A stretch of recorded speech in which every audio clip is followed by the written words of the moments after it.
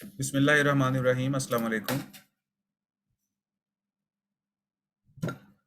Batch 211 और batch 213 Panacea CSS के batches हैं और आप लोगों को इस वक्त मैं ऐसे पढ़ाने लगा हूँ।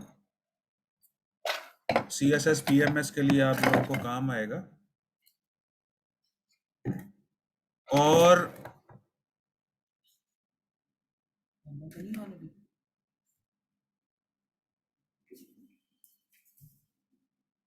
अच्छा जी, अब आप मुझे बताइए कि आप लोग स्क्रीन देख पा रहे हैं जहाँ पेपर इंस्ट्रक्शंस लिखा हुआ है?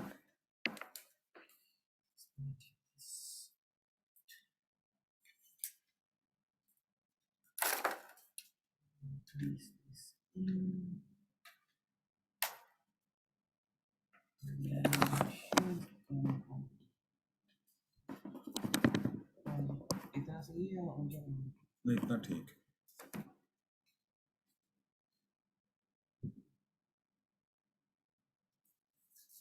अच्छा जी, तो ऐसे के सिलसिले में पहली गुजारिश है कि आज हम ऐसे नहीं पढ़ेंगे बिल्कुल भी। आज हम सिर्फ देखेंगे कि पेपर जो आपका सीएसएस इंग्लिश ऐसे का आता है उसमें इंस्ट्रक्शंस क्या दी जाती हैं, उसमें इंस्ट्रक्शंस क्या होती हैं, हम उसको एनालिसिस कर लेंगे। उसको एनालिसिस करने का हमें फ़ायदा ये होगा कि हमें एग्जामिनर की डिमांड का पता चल जाएगा कि वो हमसे चाहता क्या है, और हमें यह भी अंदाज़ा हो जाएगा कि हमने क्या लिखना है और क्या नहीं लिखना।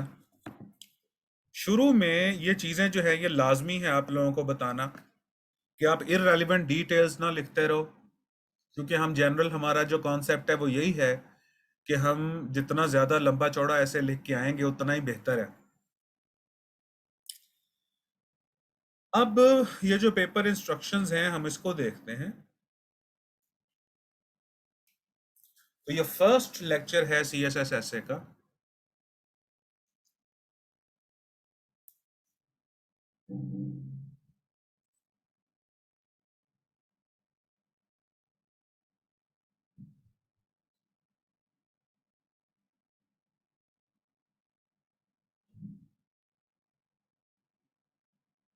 हाँ, साजिद सत्तार कह रहे हैं कि एग्जामिनर्स रिपोर्ट भी है, वो हम सबसे एंड में उसको डिस्कस करेंगे। बिल्कुल मेरे प्लान में है ये एग्जामिनर रिपोर्ट भी।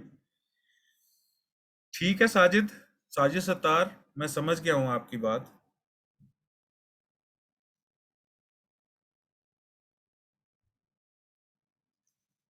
अच्छा जी, अब हम इसे पढ़ना शुरू करते हैं, देखते हैं कि क्या कहता है।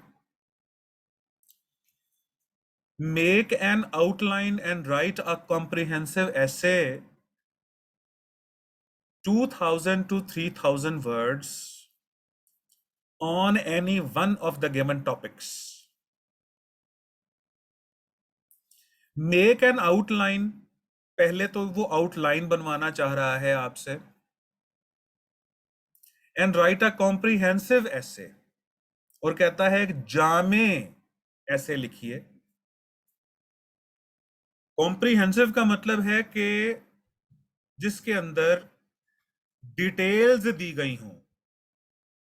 अब वो डिटेल्स किस किस्म की होंगी वो हम आगे डिस्कस करते हैं।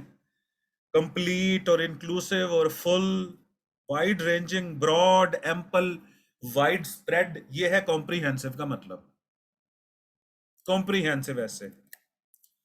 और फिर वर्ड लिमिट वो देता है कि 2500 से 3000 वर्ड्स का हो on any one of the given topics. इसका मतलब है कि टॉपिक्स एक से ज्यादा होंगे। वो कभी 10 में से एक दे देता है आपको करने के लिए, कभी 8 में से एक दे देता है आपको करने के लिए।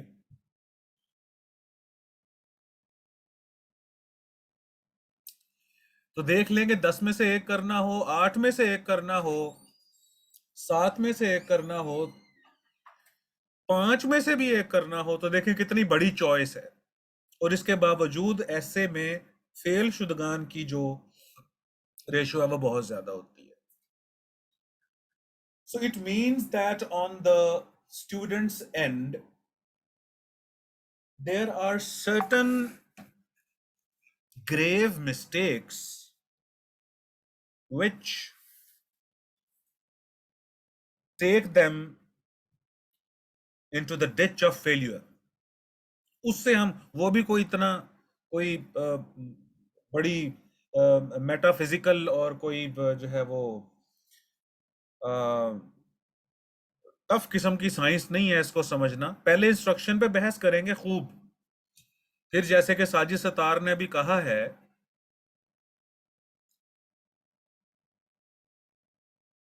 कि जो एग्जामिनर की इंस्ट्रक्शंस आई थी उसको भी देखेंगे हम, साथ में सिलेबस को भी देखेंगे कि सिलेबस में क्या इंस्ट्रक्शंस हैं, और बड़ा उसके बाद हम ऐसे लिख लेंगे। तो जब ऐसे लिखेंगे तो ये सारी चीजें क्लियर हो जाएंगी। अच्छा, ये मैं आपसे बाद में डिस्कस करूंगा कि ये 2500 होना चाहिए वर्ड्स, 3000 वर्ड्स होने चाहिए, क्या होना चाहिए। अभी हम इंस्ट्रक्शंस देखते हैं। Make sure you use different forms of discourse, कि डिस्कोर्स के डिफरेंट फॉर्म्स को आप इस्तेमाल करें अपने ऐसे में। अब डिस्कोर्स क्या चीज है? बोलचाल। डिस्कोर्स क्या चीज है? कम्युनिकेशन। डिस्कोर्सेस के अगर हम टेक्निकल डेफिनेशन में जाएं तो लिंग्विस्टिकली टफ डेफिनेशन है इसकी, लेकिन हम इस वक्त लिंग्विस्टिक्स का पेपर नहीं दे रहे, हम इस वक्त ऐसे अटेम्प्ट कर रहे हैं, और जो ऐसे है वो essays your extemporaneous and sometimes planned call।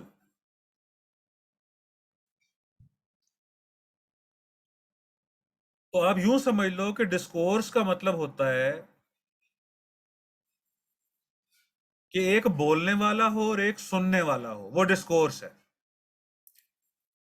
एक लिखने वाला हो और एक उसको पढ़ने वाला हो, वो एक डिस्कोर्स है। यानी एक कम्युनिकेट करने वाला हो और एक वो हो कि जिसको कम्युनिकेट किया जा रहा है, ये डिस्कोर्स है। अब डिफरेंट फॉर्म्स ऑफ डिस्कोर्स कौन कौन सी हैं? Different types.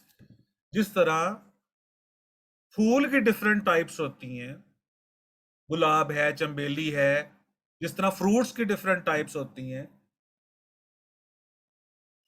एप्पल है, ऑरेंज है, बनाना है, जिस तरह वेजिटेबल की डिफरेंट टाइप्स होती हैं, इसी तरीके से डिस्कोर्सेज की भी डिफरेंट टाइप्स होती हैं, जिसमें वो जनरली इस वक्त आपको 4 टाइप्स का जिक्र करता है कि फॉर एग्जांपल आप कैसे किस तरह का होना चाहिए। उसके अंदर एक्सपोजिशन हो, उसके अंदर आर्ग्यूमेंटेशन हो, डिस्क्रिप्शन हो, नरेशन हो। ये डिफरेंट टाइप्स है। अगर आप गूगल पे जाओगे और गूगल पे जाके लिखो जरा टाइप्स ऑफ डिस्कोर्स, तो आपको यही चीजें सामने आ जाएंगी: एक्सपोजिशन, आर्ग्यूमेंटेशन, डिस्क्रिप्शन और नरेशन। अब हम ये जो ग्रीन कलर में मैंने आपके सामने मैं पेश कर रहा हूं, अब हम जरा इस पे बात करते हैं एक्सपोजिशन क्या है।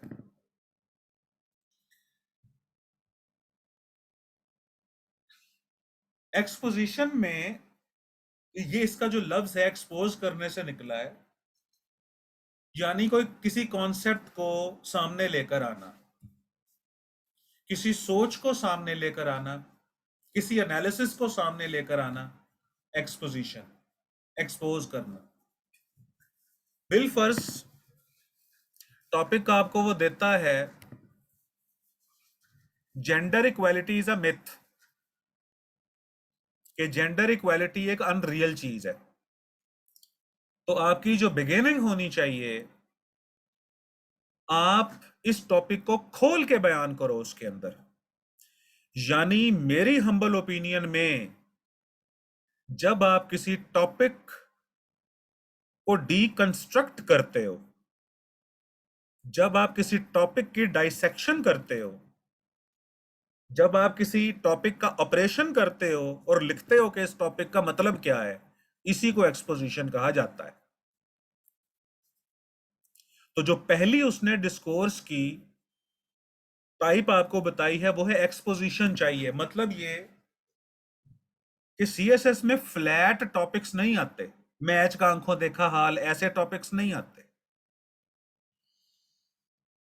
सीएसएस और पीएमएस में, सीएसएस के टॉपिक्स जनरली कंपैरेटिवली टफ होते हैं, और जो पीएमएस के टॉपिक्स हैं वो कंपैरेटिवली इजी होते हैं। लेकिन दोनों इतने भी आसान नहीं होते जितने मैट्रिक और एफएससी में आए होते हैं, ये भी जहन के अंदर रखना। मैट्रिक, इंटर, ग्रेजुएशन, यानी टॉपिक ऐसा होता है सीएसएस पीएमएस में कि जिसमें आपको वो गुत्थियां, वो वो जो कॉम्प्लेक्सिटीज होती हैं उनको खोल के बयान करना होता है। मिसाल के तौर पर यही जो अभी मैंने बात की है, gender equality is a myth. अब आप इसको जब शुरू करोगे तो सबसे पहले तो इस पर अपना आर्गुमेंट्स दोगे ना। शुरू शुरू में ही आप अपने आर्गुमेंट्स दे दोगे। ऐसे स्टार्ट करने के दो तीन तरीके मैं बताता होता हूं। असल में ये जो मैं अपना मेथड है वो आपको बता रहा हूं कि मैं ऐसे के स्टार्ट में ही एक दलील दे देता होता हूं, जिसको कुछ लोग थीसिस स्टेटमेंट कहते हैं और जिसको कुछ लोग कंटेंशन कहते हैं। देखें, इसकी कई मिसालें मैं और मजीद दे सकता हूं। Gender equality is a myth. अगर अब मैं आपसे पूछना शुरू करूं कि आप इससे अग्री करते हो कि डिसअग्री करते हो कि क्या जेंडर इक्वालिटी अनरियल है या ये एक रियल कॉन्सेप्ट है, तो आप में से कई कहेंगे कि ये रियल कॉन्सेप्ट है, हाँ कई कहेंगे कि ये अनरियल कॉन्सेप्ट है। इसी बात को हमने ऐसे में लिखना है। कुछ लोग कहेंगे कि जेंडर इक्वालिटी अपेरेंटली देखा जाए या रिसेंटली देखा जाए तो एक मिथिकल, मिथ का मतलब होता है अनरियल, एक मिथिकल कॉन्सेप्ट नजर आता है। या पास्ट में देखा जाए तो एक मिथिकल कॉन्सेप्ट नजर आता था, लेकिन अब ये मिथिकल कॉन्सेप्ट नहीं रहा। अब ये आहिस्ता आहिस्ता जो हम हमारी सोसाइटी है और डिफरेंट जो कंट्रीज हैं, वो आहिस्ता आहिस्ता जेंडर इक्वालिटी की तरफ, जो कि पहले एक मिथ था, उसकी तरफ अब गामजन है। So previously it was a myth but it has transformed now into a progressive picture. जी। अच्छा, फिर अगर एक और भी आपको सीएसएस में टॉपिक आया था, फ्रेल्टी डायनेमिक्स वुमेन, कि औरत जो है वो कमजोरी का नाम है, वीकनेस का नाम है। किस किस्म की वीकनेस? हर किस्म की वीकनेस आप इसमें इमेजिन कर सकते हो। फिजिकली वीक है, या कल्चरली वीक है, या सोसाइटली वीक है, या सोशली वीक है। तो एक आपको टॉपिक आया था, फ्राइल्टी डायनेमिक्स वुमेन।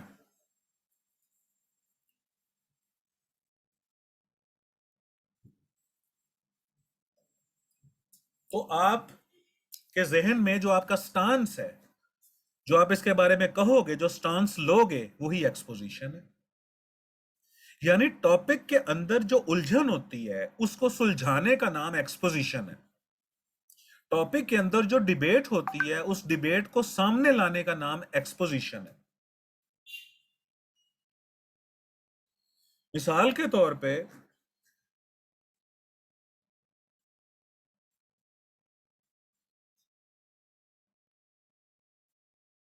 मैं आपको यूं कहूं कि ये मीनारे पाकिस्तान वाला जो एक इंसिडेंट हुआ है पिछले दिनों, उसके ऊपर आपकी क्या राय है, कौन जिम्मेदार है इसका?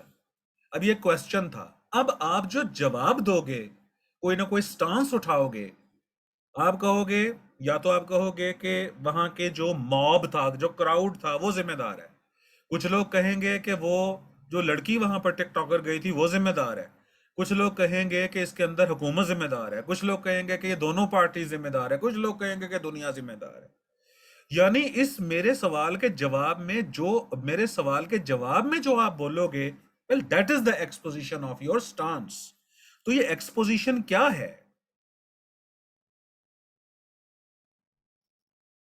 इसके अंदर डेफिनेशंस भी आती हैं, कंपैरिजंस भी आते हैं, एनालिसिस भी आते हैं, इवैल्यूएशन भी आती है, क्योंकि मजीद मैं आगे जाके आपको बताता हूं। आर्ग्यूमेंटेशन दलील देने को कहते हैं, डिस्क्रिप्शन डिस्क्राइब करने को कहते हैं, और नरेशन बयान करने को कहते हैं। अब आगे मैंने इसको डिटेल इसकी की हुई है। मैं भूल गया था कि मैंने इसकी डिटेल दी हुई है, इसलिए मैंने ऊपर ही तकरीर करना शुरू कर दी। तो डिटेल नीचे पढ़ते हैं कि क्या है। ये देखें जी, और इसके आगे लिखा हुआ है, अच्छा, आर्गुमेंट दलील देना होता है, उसके प्लस बताना, माइनस, एक ही चीज के डिफरेंट एंगल्स बताना, जिसको जो मैं आपको सिखाता होता हूं, इंटरप्रिटेशन। अच्छा, डिस्क्रिप्शन किसी चीज को डिस्क्राइब करना, नरेशन किसी चीज को बयान करना। अब नरेशन और डिस्क्रिप्शन में फर्क क्या है? डिस्क्राइब भी किसी चीज को बयान करना है, नरेशन भी किसी चीज को बयान करना है, तो इन दोनों में फर्क क्या हुआ फिर? एक्सपोजिशन की समझ आ रही है कि किसी गुत्थी को सुलझाना, किसी उलझन को सामने, किसी उलझन को खोल देना, वो एक्सपोजिशन है। आर्गुमेंटेशन की भी समझ आ रही है कि उसके अंदर दलीलें देना। ये जो के यानी देखो कि चार उसने आप लोगों के सामने मतलब गाइडलाइंस रख दी हैं कि आपने अपने ऐसे में करना क्या है। इन चार खतूत पे काम करना है आपने। आपके ऐसे में एक्सपोजिशन हो, इसके अंदर आर्ग्यूमेंटेशन हो, इसके अंदर डिस्क्राइब करो चीजों को, इसके अंदर नरेट करो चीजों को। तो जब हम इन चार चीजों को इकट्ठा कर लेंगे, और जो एग्जामिनर देखता भी है कि क्या ये चार चीजें लिखी हैं कि नहीं लिखी, तो भाई क्या क्या उलझन है आप लोगों को, फिर क्या इशू है आप लोगों के, फिर भी बच्चे फेल हैं? फिर उसकी रीजन है वो मैं आपको बताता हूं। अब लिखा हुआ है, credit will be given for organisation, relevance और क्लैरिटी। मेरी आवाज आ रही है सबको?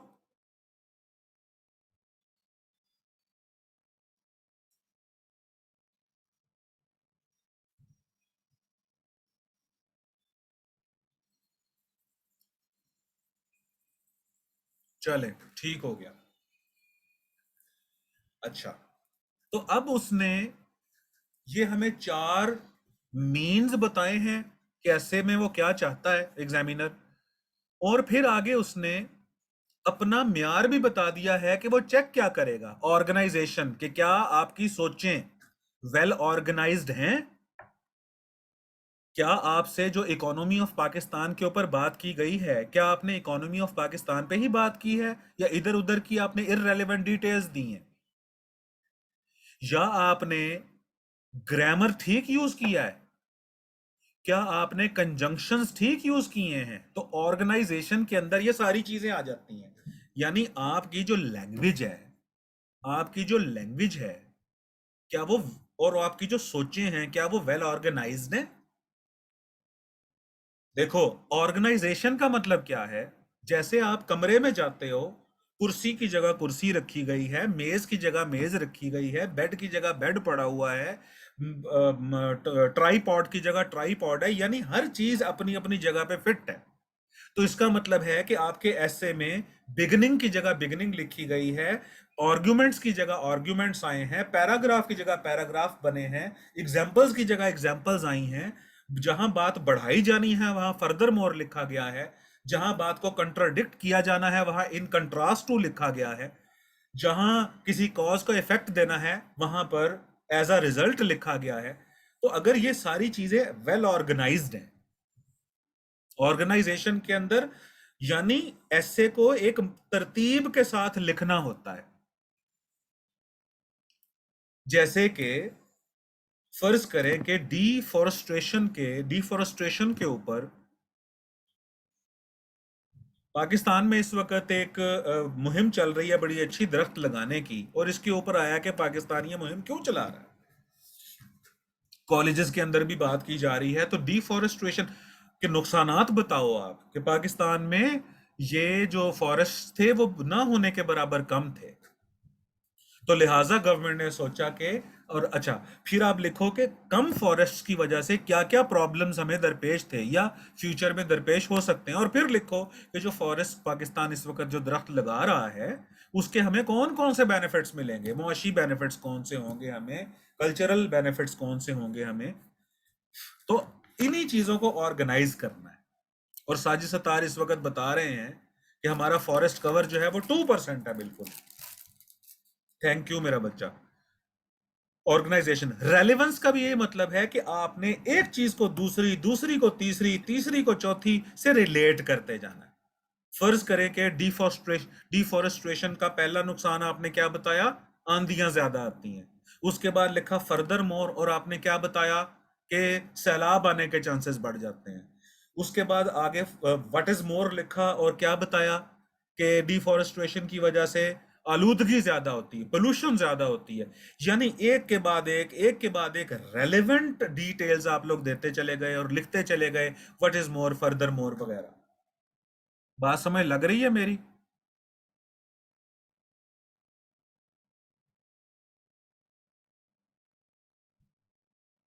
बेटे बात समझ आ रही है मेरी?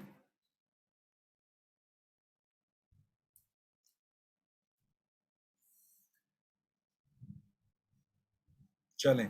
और ये मैं आप लोगों को बता दूं कि ये कोई मतलब कोई टफ चीज है नहीं। आप अगर इसको समझ के इंजॉय करके अगर इसको इन चीजों को समझते हो, पढ़ते हो, तो ये बिल्कुल वैसा ही लुत्फ देती है। ऐसे लिखना, ऐसे के ऊपर डाटा तैयार करना, जैसे कि एक छोटे बच्चे को वीडियो गेम लुत्फ देती है। जैसा कि एक एक एक गृहस्थन को वो कमरा जो सजाना है वो जिस तरह प्लेजर देता है, इसी तरह फिर ऐसे लिखना भी प्लेजर देता है। रूम की ही हम मिसाल ले लेते हैं। रूम में अगर हर चीज वेल ऑर्गेनाइज्ड है और हर चीज रूम में रेलिवेंट पड़ी है, कि अगर वो बेडरूम है तो उसके अंदर जाहिर बात है भैंस नहीं बांधेगा कोई, या अगर वो बेडरूम है तो उसके अंदर कोई वॉशिंग मशीन नहीं रखेगा, और अगर वो पेंट्री है तो पेंट्री के अंदर जो है वो खाने की चीजें ही होनी चाहिए। ये रेलेवेंस है। यानी इस वक्त जो मैं आपसे बात कर रहा हूं, देखें, मैंने भी ऑर्गेनाइज्ड की हैं अपनी बातें, और ऑर्गेनाइज देखो, ऑर्गेनाइजेशन के लिए आपको ऐसे मैंने पढ़ाना था तो मैंने कहां से पढ़ाना शुरू किया? सबसे पहले मैंने आपको उठवाए हैं, चलो जी जरा डायरेक्शंस तो पढ़ें, ताकि बाद में ये ना कहो कि पता नहीं उसने ऐसे क्यों फेल किया है हमारा। देखें, ये है ऑर्गेनाइजेशन जो इस वक्त मैं भी कर रहा हूं आपके सामने। बात समझ लग रही है? तो ऐसे पढ़ाते हुए सबसे पहले मैंने भी तो अपना लेक्चर ऑर्गेनाइज किया है ना। इसकी डिटेल हम मजीद भी पढ़ेंगे। अच्छा, फिर कहता है कि क्लैरिटी होनी चाहिए। यानी आप जो भी बात कर रहे हो वो आपकी अपनी जाती कॉल है, वो आपका अपना कॉन्सेप्ट है, उसे क्लियरली बयान कर दो। उसके साथ अग्री करना या उसके साथ डिसअग्री करना, ये जो एग्जामिनर है ये उसके जिम्मे है, अग्री करना या डिसअग्री करना। लेकिन आपकी बात कम से कम क्लियर जरूर होनी चाहिए, बात में एम्बिगुइटी ना हो। और मीटिंग में जब आप एंटर हुआ करो तो ये वीडियोस वगैरह अपनी ऑफ कर दिया करो। अच्छा जी, दूसरी इंस्ट्रक्शन उसकी क्या है? No page space be left blank between the answer, all the blank pages of answer book must be crossed. तो बिला वजह लाइनें नहीं छोड़नी और कोई सफा खाली नहीं छोड़ना, ये दो इंस्ट्रक्शंस देता है। फिर एक दफा इस इंस्ट्रक्शंस को पढ़ते हैं।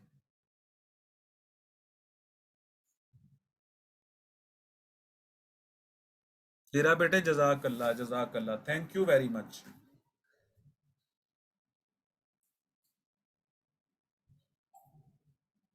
चले जी, अब हम जरा इसको दोहराते हैं एक दफा।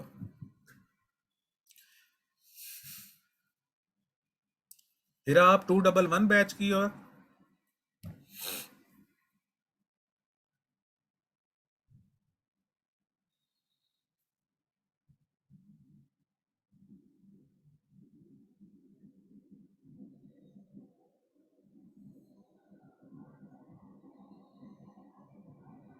अच्छा, ठीक है बेटे।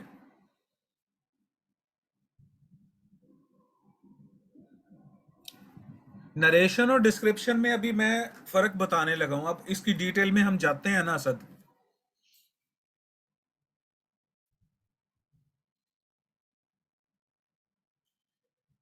इसकी डिटेल में अभी हम जा रहे हैं, चलें जी। अब उसके बाद देखो मेरा बच्चा, अब डिस्कोर्स क्या है? अब ये देखो जरा, इसको मैंने हाईलाइट किया है।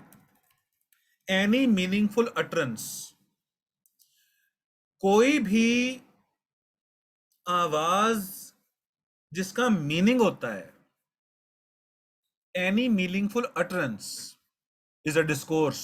डिस्कोर्स डिस्कोर्स की one of the simplest definition ये है, मिसाल के तौर पे कि अगर कोई बच्चा शरारत कर रहा है और उसे कहा जाए आहा, तो ये जो आहा कहा गया है ये भी डिस्कोर्स है।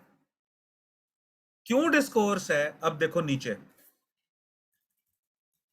अब हम इस दूसरी लाइन को देखते हैं, the communication of meaningful systematic and compose thoughts. अब ये देखो जी, ये डिस्कोर्स की डिक्शनरी डेफिनेशन है, ये देखो, the communication of meaningful systematic at compose thoughts.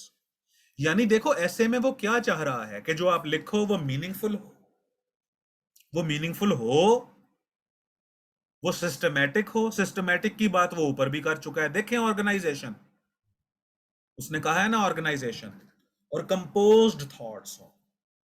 Composed thoughts कैसी? कि जब आप एक टॉपिक के ऊपर रेलेवेंस के साथ बात करते हो। ये देखें, ये मैंने आपके सामने डिस्कोर्स की डेफिनेशन लिखी है, ये देखो। अच्छा, अब ये जो डिस्कोर्स है, फिर इसके अंदर क्या चीजें आती होंगी? ऐसे का स्ट्रक्चर और स्टाइल, ऐसे का ढांचा, और ऐसे के अंदर किस तरीके से चीजें रिप्रेजेंट करनी है, ये दो चीजें आती हैं। ऐसे का ढांचा क्या होता है? उस ढांचे में तीन चीजें होती हैं, बिगिनिंग, मिडल और एंड। ये बड़ी आसान सी बात है। यानी जब आप ऐसे के स्ट्रक्चर की बात करते हो तो उसमें तीन चीजें आती हैं, बिगिनिंग, मिडल और एंड, और बस। बिगिनिंग में आप एक्सपोज करते हो, बल्कि एक्सपोजिशन तो पूरे के पूरे ऐसे में चलती है। बिगिनिंग में आप कंटेंशन या थीसिस स्टेटमेंट वगैरह देते हो, मिडल में आप पैराग्राफ लिखते हो, आर्गुमेंट देते हो, और एंड कंक्लूजन को कहते हैं। ये है ऐसे का स्ट्रक्चर। फिर इसके अंदर डिफरेंट टाइप के डिस्कोर्स यूज करते हो, एक्सपोजिशन और डिस्क्रिप्शन और नरेशन और क्या नाम है, आर्गुमेंटेशन। ये असद ने पूछा था, मैं इन डिटेल बताता हूं अभी ये क्या चीज है। तो आपको सिर्फ डिस्कोर्स की डेफिनेशन मैं अभी बता रहा था। अच्छा, उसके बाद जैसे मैंने अभी आपको बताया कि डिस्कोर्स क्या है, तो कैंडिडेट जो है वो सेंडर और राइटर है, और जो एग्जामिनर है वो रिसीवर है और रीडर है। तो यानी डिस्कोर्स की डेफिनेशन देखो तो क्या बनती है, द कम्युनिकेशन। तो कम्युनिकेशन में क्या होता है बेटे? एक सेंडर होता है, एक रिसीवर होता है, एक स्पीकर होता है, एक लिसनर होता है। यानी वो आपको झंझोड़ झंझोड़ के ये कह रहा है कि भाई ये जो तुम ऐसे लिख रहे हो ना, आप सेंडर हो और मैं रिसीवर हूं, आप राइटर हो और मैं रीडर हूं, तो आपने कम्युनिकेट करना है उसको। तो कम्युनिकेशन कैसी होगी कि सुनने वाले का दिल लगेगा? कैसी होगी कि सुनने वाले, कम्युनिकेशन किस किस्म की हो कि सुनने वाले के दिल पे असर करे? वो कम्युनिकेशन किस किस्म की हो? तो यानी डिस्कोर्स को हम कर देते हैं, अब डिस्कोर्सेस की जगह हम, तुम लोग ये सोच लो कि ये कम्युनिकेशन है। हाँ जी, तो कम्युनिकेशन है, और कम्युनिकेशन कैसी हो कि यानी कम्युनिकेशन ऐसी तो हो कि जो सुनने वाला है, नंबर वन, उसको बात क्लियरली समझ आए।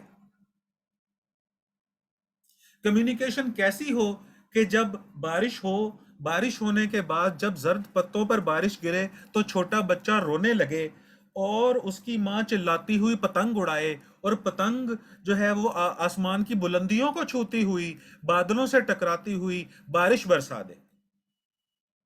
समझ आई है मेरी बात?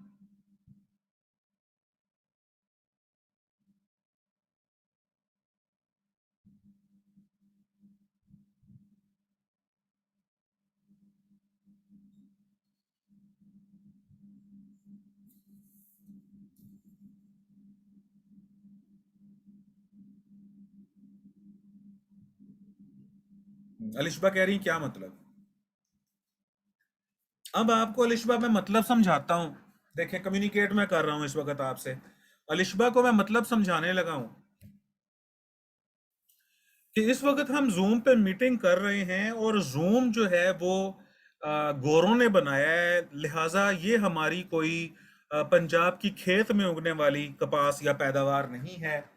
और लेकिन क्योंकि अब लॉकडाउन है और उस वजह से हम घर के ऊपर पढ़ने पर मजबूर हैं, ऑनलाइन ऑन कैंपस नहीं जा सकते, जिसकी वजह से जो फ्रूट बेचने वाले हैं उनका नुकसान हो रहा है और पेट्रोल महंगा हो गया है।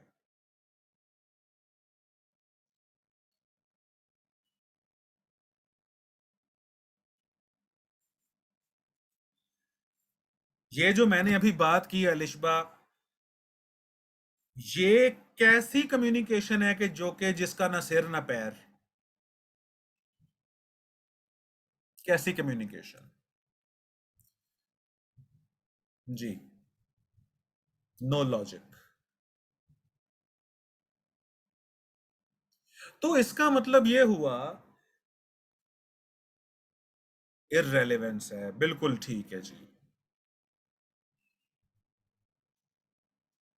हाँ, मम्बो जंबो थॉट्स हैं, बिल्कुल ठीक, बिल्कुल ठीक।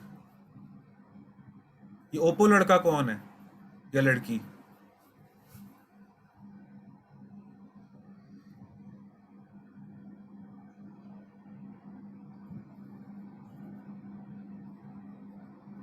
हाँ जी, ओप्पो ने कुछ पूछना है?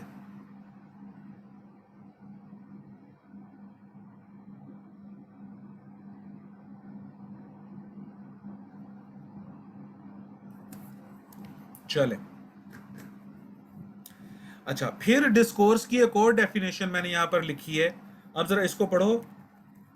ये देखो, a piece of writing about formal और सीरियस सब्जेक्ट। तो हुजूरे वाला, आप के C S S P M S में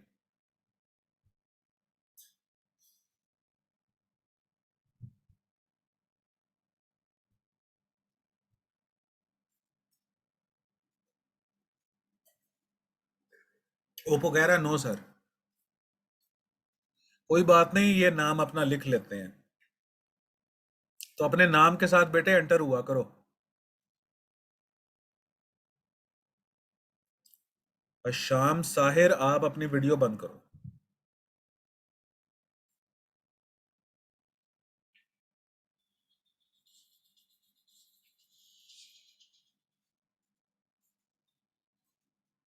अच्छा जी, तो दूसरी जो बात यहां पर कर रहा है, a piece of writing about a formal serious subject.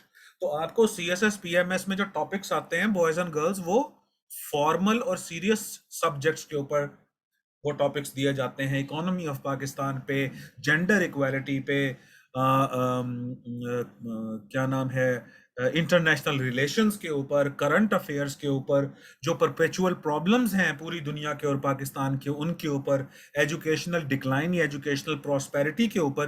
तो ये सारे के सारे जो टॉपिक्स हैं, ये एक सीरियस और फॉर्मल डिस्कोर्स है। अच्छा, अब जो आप पूछ रहे थे कि ये एक्सपोजिशन क्या है, अब सबसे पहली तो बात बताओ कि डिस्कोर्स की आपको समझ आई है कि डिस्कोर्स क्या चीज है?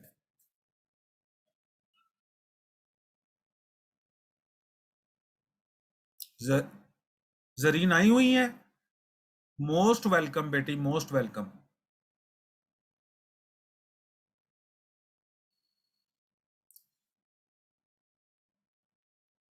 शगुफ्ता भी आई हुई है, जबरदस्त। ये जरीन ने लाहौर से ज्वाइन किया है जी हमारी क्लास को, so that's an honour for me. ठीक है, तो डिस्कोर्स का फिर हम क्या मत, यानी डिस्कोर्स का क्या मतलब लें? ये डिस्कोर्स कम्युनिकेशन है, कम्युनिकेशन का नाम है, जो कि मीनिंगफुल, सिस्टमैटिक और कंपोज्ड होनी चाहिए। मेरी नजर में ये है डेफिनेशन डिस्कोर्स की, ये देखो, ये। अच्छा जी, अब वो कहता है, अब वो जो चार पांच समय बताए थे उसने कि ऐसे में चार चीजें होनी चाहिए, उन चार चीजों को अब हम लोग जरा तसल्ली से डिस्कस कर लेते हैं। अच्छा मोहम्मद यार खान बेटे, कल ना आप अपने नाम से ऐड होना, ठीक है? ठीक है। अच्छा, अब एक्सपोजिशन पे हम पहले बात करेंगे, ये क्या है। उसके बाद हम आर्गुमेंटेशन पे बात करेंगे, ये क्या है। फिर डिस्क्रिप्शन और नरेशन में फर्क बताएंगे कि अभी जो असद ने पूछा था। ठीक। अब सबसे, अब ये उसकी डिमांड्स हैं, ये मैं लिख देता हूं यहां पे कि criteria set by the examiner. ये क्राइटेरिया सेट किया है उसने, ये क्राइटेरिया सेट किए हैं उसने। ये देखो, exposition, a type of discourse used to make the discourse audience aware about the topic. ये पहली लाइन को समझो पहले, ये देखो, ये इस लाइन पे बहस कर लो। एक्सपोजिशन क्या है? अ टाइप ऑफ डिस्कोर्स, ये डिस्कोर्स की एक किस्म है, यूज टू, जो कि इस्तेमाल की जाती है, to make the audience aware about the topic, के ऑडियंस जो है वो टॉपिक के मुतालिक अवेयर हो जाए। अब मुझे बताओ, एक्सपोजिशन की समझ आई है?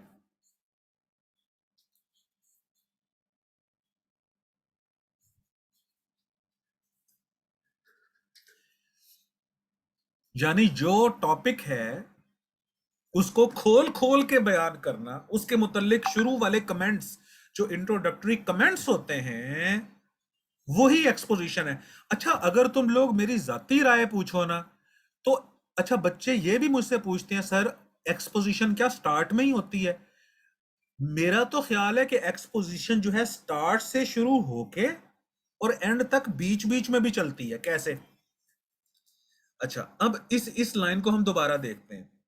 अ type of discourse use to make the audience, audience को aware about the topic, topic के मुतालिक अवेयर करती है, ये एक्सपोजिशन है। यानी कि टॉपिक को खोल कर बयान करना, अपना स्टांस बताना, ये एक्सपोजिशन है।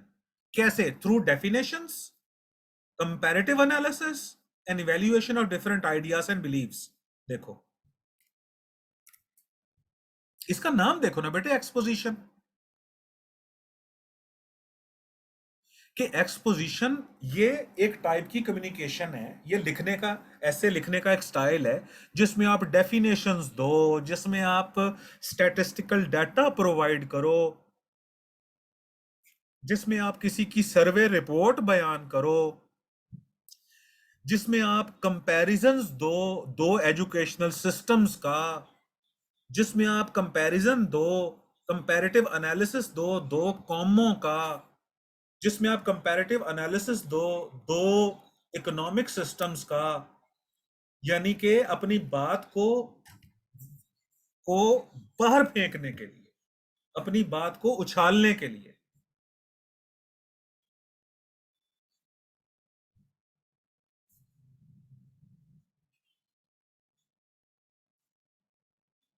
अच्छा, अभी आपसे गुजारिश है कि जो छोटे सवाल है ना, उनका मैं साथ साथ जवाब देता जाऊंगा। जो तगड़े सवाल तुम लोग कर रहे हो ना, वो उसका जवाब नहीं दूंगा अभी मैं, क्योंकि फिर मैं बहक जाऊंगा इधर उधर। तो लिहाजा जिसका जवाब नहीं मैं दे रहा, वो वेट कर ले और अपना सवाल लिख ले।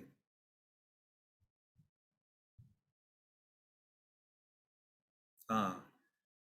और फिर अच्छा, ये भी बात उसामा ठीक कह रहे हैं कि टॉपिक को ही एक्सपोज किया जाता है पूरे के पूरे ऐसे में। तो उसामा, यही मेरा कॉन्सेप्ट है एक्सपोजिशन के बारे में।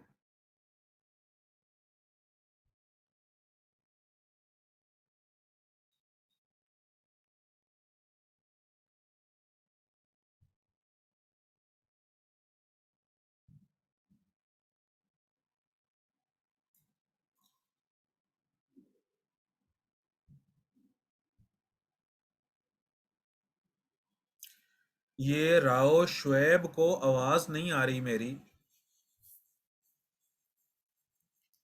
राव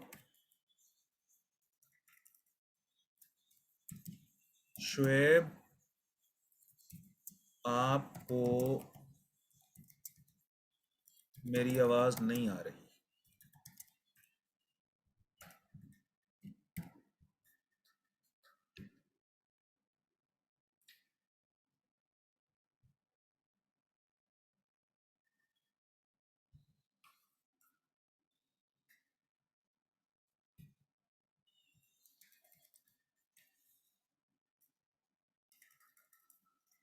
हाँ जी अलिशबा बताओ बेटे।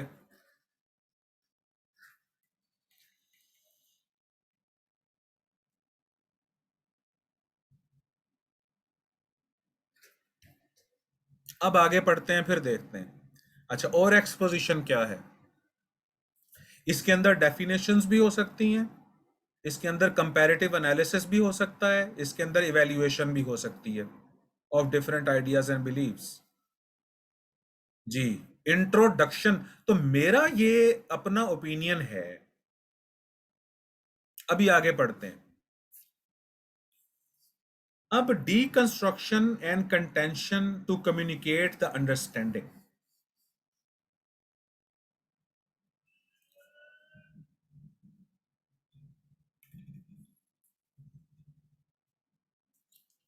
Deconstruction and contention to communicate the understanding.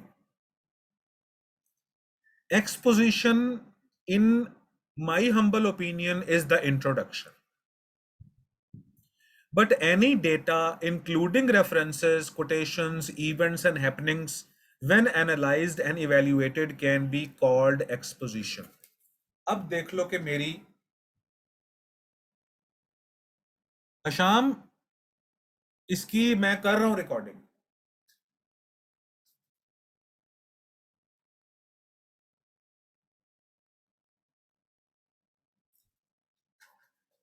इसकी रिकॉर्डिंग मैं कर रहा हूं, लेकिन इसका ये मतलब नहीं होना चाहिए कि आप लोग फिर जो मैं टाइम दूं उसके ऊपर आप चिल करो, और जी बाद में रिकॉर्डिंग तो मिल ही जाती होती है, क्योंकि इस वक्त डायरेक्ट इंटरेक्शन बच्चे कर रहे होते हैं, तो आपको क्लास में होना चाहिए। अच्छा जी, अब मैंने दो पॉइंट्स बनाए हैं यहाँ पे, इसकी एग्जांपल भी दी है। डीकंस्ट्रक्शन एंड कंटेंशन, ये क्या चीजें हैं दोनों? ये इंट्रोडक्शन के पार्ट्स होते हैं। बात मेरी समझो तसल्ली से। डीकंस्ट्रक्शन का मतलब है टॉपिक को तोड़ तोड़ के उसका एनालिसिस करना। डीकंस्ट्रक्शन का मतलब है टॉपिक को तोड़ तोड़ के उसका एनालिसिस करना, जो कि मैं करके दिखाऊंगा अभी अभी आपको।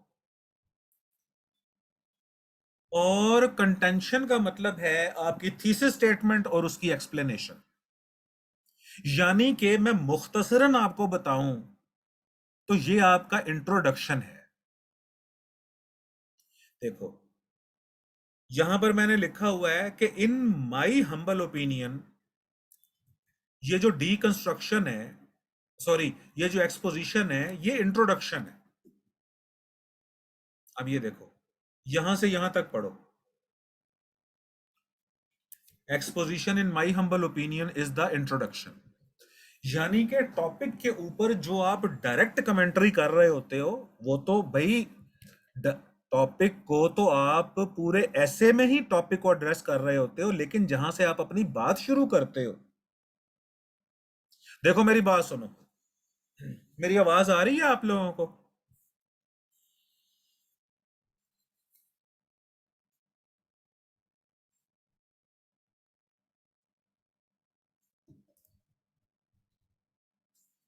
मेरी बात,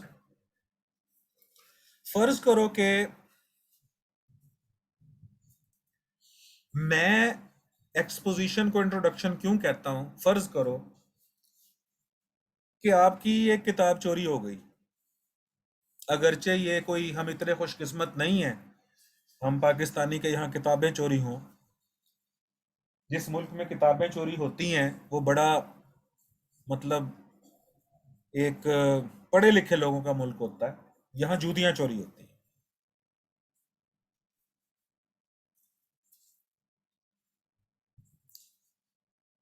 अच्छा, फर्ज करो आपकी किताब चोरी हो गई है और मैंने देखा है कि चोर कौन है, और वो चोर जो है वो आपका बेस्ट फ्रेंड है।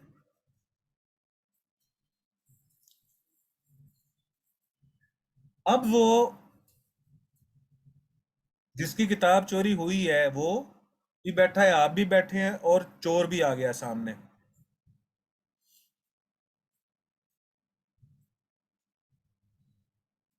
हैं? वो दोनों दोस्त हैं आपके। यानी जावेद की किताब चोरी हुई है और राशिद ने चोरी की है। अब दोनों आपके सामने हैं। अब जावेद को जरा बताओ। जावेद कह रहा है कि मेरी किताब चोरी हो गई है। जरा बताओ उसे, कैसे बताओगे कि किसने चोरी की है?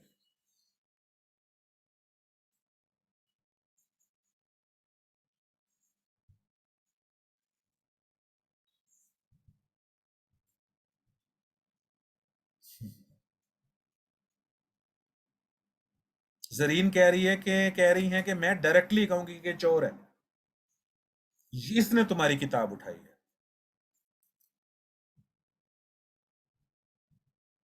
अच्छा, तमकिनत। अच्छा, साजिद कह रहे हैं कि ये है काली भेड़। अच्छा, मैं बुक मंगवाऊंगा उस बेस्ट फ्रेंड से, ठीक है। अब मेरी बात सुनो। इसका तरीका ये है कि अब तुम, राशिद आया सामने। अच्छा, राना नासिर तूर कह रहे हैं कि बात थोड़ी घुमा के, यार ऐसा नहीं करते, बुक मांग लेते वगैरह वगैरह। अच्छा, शैला कह रही हैं कि पूछा जाए कि कितना यकीन है दोस्त पे। अच्छा, ये एक और स्टाइल है। ठीक।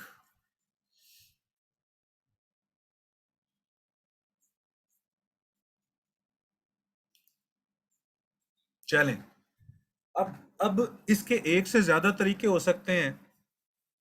अब मैं दो तरीके बयान करता हूं आपके सामने, एक्सपोजिशन आपको समझ आ जाएगी। या तो पहला फिक्रा बोलो कि जावेद, जो किताब तुम पिछले हफ्ते से ढूंढ रहे हो ना, वो इसने उठाई है, ये है चोर। ये एक्सपोज कर दिया आपने उसको, एक्सपोजिशन है। जावेद कहता है कि तुम्हें कैसे पता है? मैं कहता हूं कि मैं जब पिछले हफ्ते आया तो ये तुम्हारे कमरे में एंटर हुआ, मैंने देखा, मैं भी आया हुआ था। इसने अलमारी खोली, आप इंसिडेंट्स बताने शुरू करोगे। और जब ये बाहर निकला तो इसका जो था वो जो बैग था पहले वो खाली था, जब वो जा रहा था तो भरा हुआ था।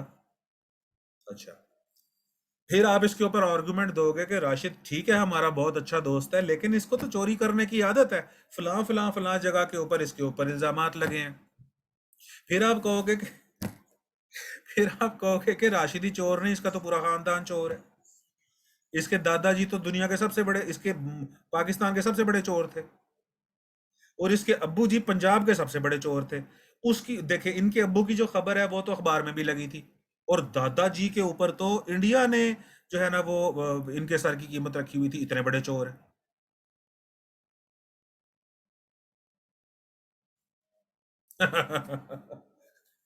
हाँ, लेकिन इनकी वालदा चोर नहीं थी, वो वैसे कमेटियां रख के तो तुड़वाया करती थी और आधी कमेटी खा जाया करती थी।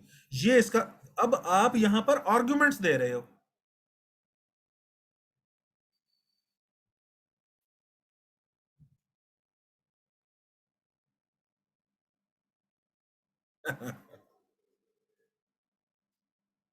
हाँ, तो हुजूरे वाला, तो मैं आप लोगों से ये कह रहा था कि अब देखिए एक्सपोजिशन किस तरीके से की हमने फिर। हमने या तो डायरेक्ट बात कर दी कि ये चोर है। अच्छा, या हम और तरीका भी अच्छा, चोर है और ये कहने के बाद हमने उसके ऊपर आर्ग्यूमेंट्स देने शुरू किए, उसके बाप और उसके दादा और उसकी वालदा और जो है ना उसकी उसकी फैमिली, और इसके ऊपर तो ये और वो।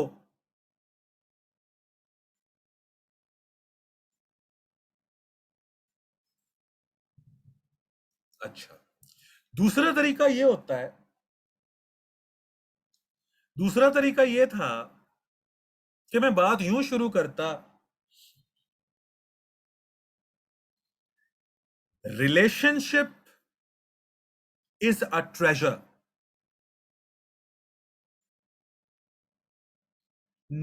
and no vicious act can break the relationship break the relationship between friends. Sometimes humans do mistakes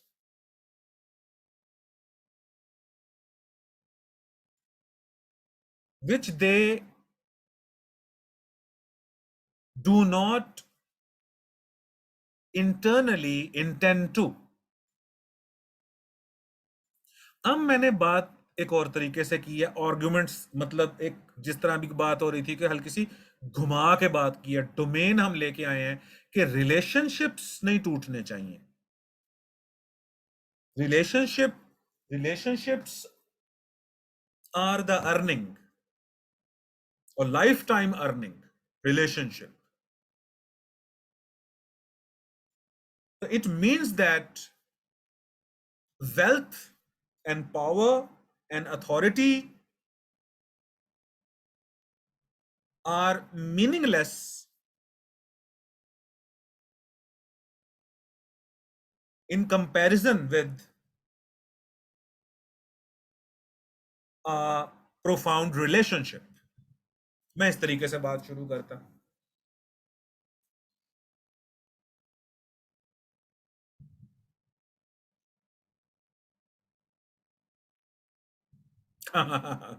मत ऐसा ही है।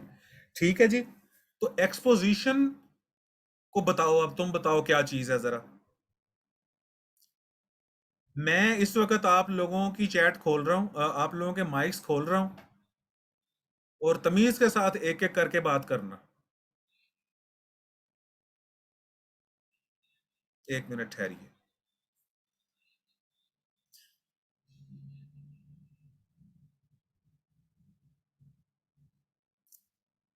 एक मिनट ठहरो बेटे, बोल के बताना मुझे।